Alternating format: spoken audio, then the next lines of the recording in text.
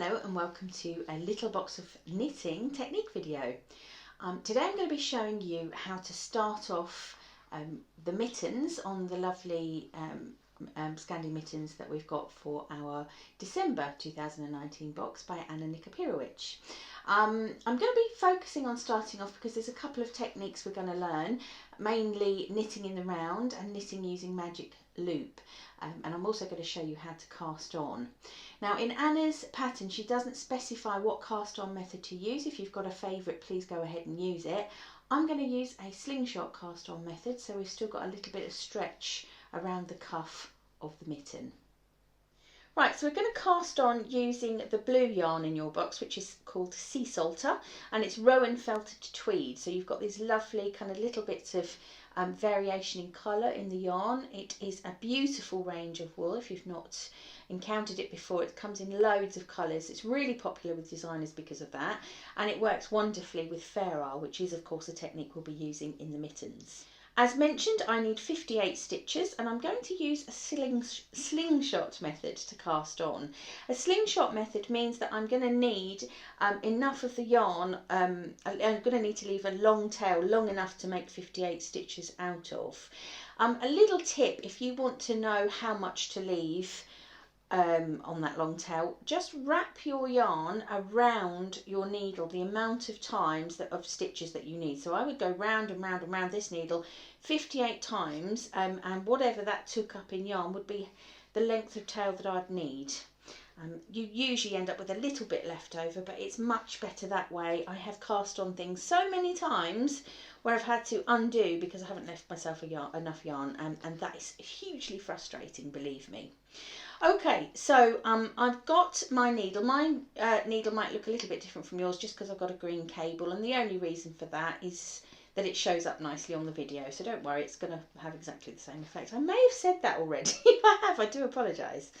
Right, to start with, I'm going to make a slip knot, and I'm going to pop that slip knot onto my needle. Let me just move that so the yarn is out of the way, and I'm going to pop that onto my needle and pull it sort of relatively tight. Now the yarn that's going above the needle here is attached to the ball, so that is the working yarn, and the yarn that's coming underneath is that tail, that long tail that we've left. Okay, so going above, working yarn, underneath, tail. And all I'm going to do is I'm going to hold my yarn apart using my two sort of like pinchy fingers. Hold my yarn apart so there's a little bit of tension, so that when I move my needle I've got some tension on my yarn and it's not just going to sort of flop about and do nothing. And all I'm going to do is I'm going to take my needle and I'm going to pass it under underneath my thumb and underneath the yarn that is on my thumb. Okay, and then I'm going to go and pass the needle across the top of the yarn that's on my finger and kind of hook that through the loop that's made. Do you see that? Let me take, and then just sort of tighten it up. Let me do that again. I'm going to take the needle underneath the yarn that's under my thumb, hook it up, and then I'm going to take it over the top of the yarn that's around my finger and hook it through the loop. Then just use my thumb to tighten it up. Let's do that again. So it's needle tip under the thumb, good way to remember, under the thumb, and then hook it through over the top of the yarn that goes around the finger. And that is what you will be doing. That is called slingshot cast on, or long tail, or whatever you want to call it. And I'm just going to go under the thumb and over the finger. Okay, under the thumb and over the finger. And I'll do it one more time because obviously you can rewind and watch this as many times as you like. So under the thumb and over the finger.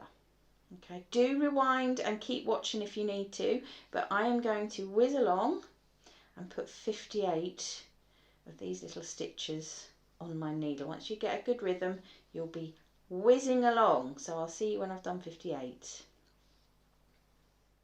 Okay, this is number 57 and this is number 58. So I've now got 58 little blue stitches on my needle, which is fabulous. But, and I could happily start knitting along them if I turn my needle around and knit them, and it would be absolutely fine. But what I'd be creating is a flat piece of work. It wouldn't be joined in the round, it wouldn't be making that sort of mitten cuff, it would be kind of making a scarf, which is lovely, and I recommend making scarves, obviously. But that's not what we're doing here. So let's look at the magic loop method of knitting. It is an absolutely fabulous way of knitting. I completely swear by it. If you're a person that likes to knit socks or mittens or a hat or anything, and you've knit in the round before, you may have used perhaps 4 or 5 double pointed needles, and that works absolutely excellently well. I find working magic loop just much easier for me. My tension remains neater, I don't lose needles, needles don't fall out. It's a lovely alternative way of knitting in the round, so do give it a good go to see how you get on with it. Okay, so to start with, and Anna's notes are wonderfully clear on this, so we're just kind of working from there. To start with, as I've said, got all my stitches in one place, and I've got 58 stitches here. So what I want to do is I want to bring my second needle into play. And what I'm going to do that is I want to half the number of stitches that I've got on this needle here and put half of them onto here.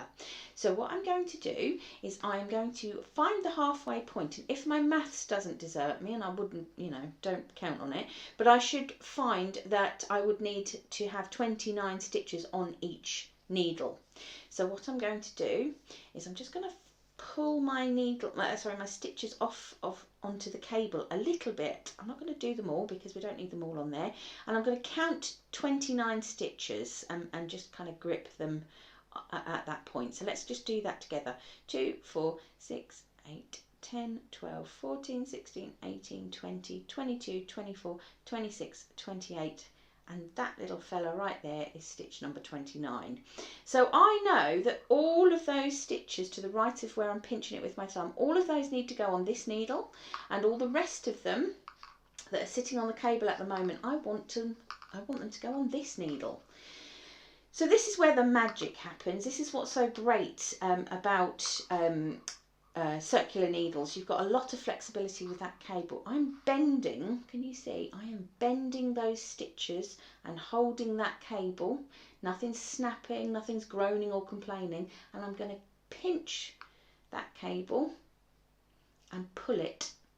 And I'm going to pull the bottom of that cable, and what's happening along here, here comes my needle. Can you see it's coming through? So I'm going to now be able to encourage those stitches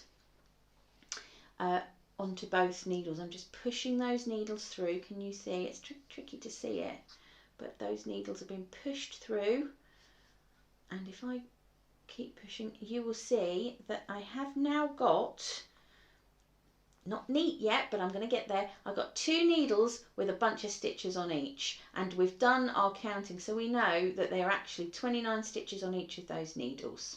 Okay, they're still joined. If I show you, you can see very clearly there, they're all attached, nothing's broken, and they're now evenly spaced across 2 needles. So I'm going to just neaten them up a bit. You don't need to do this, but it's aesthetically pleasing, isn't it, viewer? Aesthetically pleasing. So it's a little bit neater. It still looks like there's more on that back needle, so you're just going to have to trust me on that. They are actually even. What we need to do now is, again, lovely. It's starting to look a little bit closer in size to our mitten, isn't it? A little bit, but we've still got a big old gap here, which is not going to keep us warm, is it, on our chilly dog walks, etc. So we need to join into the round so that when we're knitting our mitten, it's all one continuous piece. And the way we're going to do that is as follows. The big trick with this is to not twist those stitches. So if I'm joining in the round and I twist this needle all the way round, it will still be joined, but you'll get a big old twist working up the side, and you don't want that. You'll have to start again, and whoever wants to start again? Nobody, that's the answer. So my tip for you on this is really straightforward. When I look onto the top of my needles, you can see they're flat. The stitches are flat. There's nothing much going on there, just a loop. If I, in a very exaggerated way, turn them over and hold them up. Now you can see like this, almost like a little braid running along, and I'm going to neaten mine so I can see that braid really clearly on both. All right, so I know that very clearly when I look underneath, there is braid. Can you see? Braid, braid, braid. I can see that nothing is twisted, and I'm quite happy that they're all sitting as they should be. If you look here, right at this joint, this is where the twist would happen. You can see that's continuing round that corner without any twist whatsoever. Okay, so I'm going to, in an exaggerated way again, turn them back over because my yarns are coming off my back needle. This one up here we're going to call the back needle. It's furthest away from you, so that kind of makes sense. This one here we're going to call our front needle. All right, back needle, front needle, yarn is coming off the back. Now the next bit is you know, maybe a little dramatic, as dramatic as it gets anyway, but you know, don't get excited folks, it's not the Titanic movie. I'm going to hold both my needles firmly together, and I'm going to grab that back needle, the one furthest away from us with the yarn attached, and I'm going to pull it through. Pull, pull, pull. And when I let that go, you will see all of those stitches are now sitting on that cable, hence the green. You can see it nice and clearly through there, can't you? Those stitches are nice and safe, not going anywhere, not going to unravel because they're held safely on the cable. What it does mean, however, is that I've now got a bit of flexibility. I'll pull it a little bit more. I've got a bit of flexibility so I can bring that needle round, and you can see it's in a decent position now as if to knit, isn't it? I could actually start knitting with this needle now. It's movable and it's happy enough to kind of reach around and start knitting that stitch. So let's go ahead and do that, holding everything quite firmly in my left here to stop anything twisting. And I'm going to put my needle in to the first stitch as if to knit. Okay, just got to make sure, sorry, that I have my working yarn in the right position. All right, so I've got a big tail yarn here, which I'm going to take care of in a minute because I can't work out which is which. So making sure to use the yarn that's attached to the ball. I'm just going to knit. You know, we're all here because we can probably do a knit stitch, and that's all you need to do.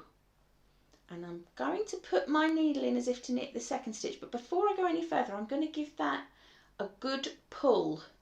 Okay, be careful with this, don't pull it too far down here because this is proper wool and it will just break. So give it a good pull to keep that join nice and tight, but just be aware that you don't want to be breaking your yarn. I'm going to knit the next stitch now, and I'm going to do the same again. If I give that a good pull, it will keep the join nice and tight. As you work more rows on this, more rounds, that join becomes less apparent. If it's a bit apparent at the moment, don't panic, it won't always be. Now, just for the purposes of this lesson, I'm going to knit the whole first row here.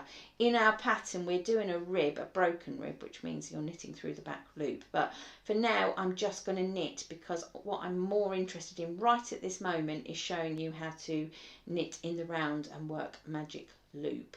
So you can see now that what's happening with this cable on the right hand side, which is where I'm knitting, I've got a loop here, and that is what's giving me, like I said, that flexibility to work those stitches. If I just hold the needles in my right hand, and we go off and look and see what's happening on the cable on the left, same thing, we've got a loop happening on the left as well. So there, folks, is where we get the magic loop name from. I'm sorry to say there is not a lot of trickery and magic going on, but it is magic in terms of it is, you know, it means you can knit small items on larger cabled needles. As I said, it keeps my tension nice and neat and crisp. If I was working a mitten on DPNs, I'd be working at DPNs, double pointed needles, I'd be working with 4 or maybe 5 needles, and that means sort of a change of tension every time I move from one needle to the next. what I've got here is the kind of luxury of only having two sides. I've got to just work, I've got half everything. I haven't got to do anything fancy. I've got to divide it by 4 or 5 or any of those things. I'm just working one side then the other because it is sort of split in half. And if we look at our mitten, well, it lends itself brilliantly. I've got one side, I've got two sides. So working across 2 needles is just, you know, it's much more intuitive, and I am a real advocate for this, can you tell?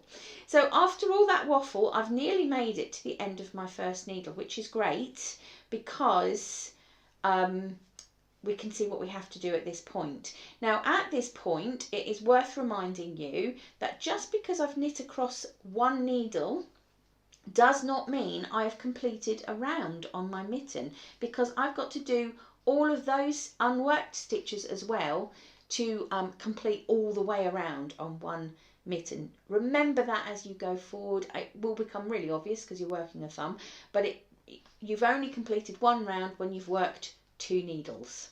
Okay, so we've worked first needle. You can see our loop being magic across that side. So how am I now going to work all these stitches on the cable? Well, what I'm going to do is I'm going to let go of the left needle, which is where the stitches were we've just worked. And I'm going to turn my work all the way around so that this needle becomes the back needle. How do I know it's the back needle? That's right, the working yarn is coming off it. So the working yarn is always coming off the back needle. Lovely, except how can I work this? We're still on a cable. I can't get that needle to there. Any guesses? I'm going to start pulling that cable again, folks. I do enjoy this. So I'm pulling this cable. And if you watch to the right of the screen, any minute now you will see here comes the needle. And it's the same as before. I'm going to just encourage those stitches onto that needle.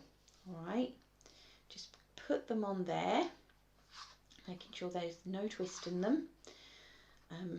You might need to just work out which way around they need to go. Once you've got a couple of rounds on these, it's absolutely fine, and it's dead easy to tell which way up they all should be. Okay, so I'm just putting that all onto there.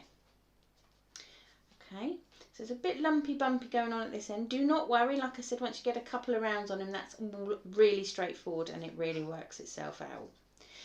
So we're kind of back to the beginning position, aren't we? Which is to say, I've got a back needle with my working yarn coming off it, and I've got a front needle which has just got stitches sitting on them. So do you remember what we did to get going? We just grabbed that back needle and we pulled it out and gave ourselves that little loop of play on the cable. Okay, and now I'm going to carry on knitting just as I did that front or that first lot of stitches. So I'm going to work my second lot of stitches now, my second of the second lot of 29. And once I've knit all of these, I will have knit 58 stitches in total and done 1 round. And that is all there is to magic loop knitting.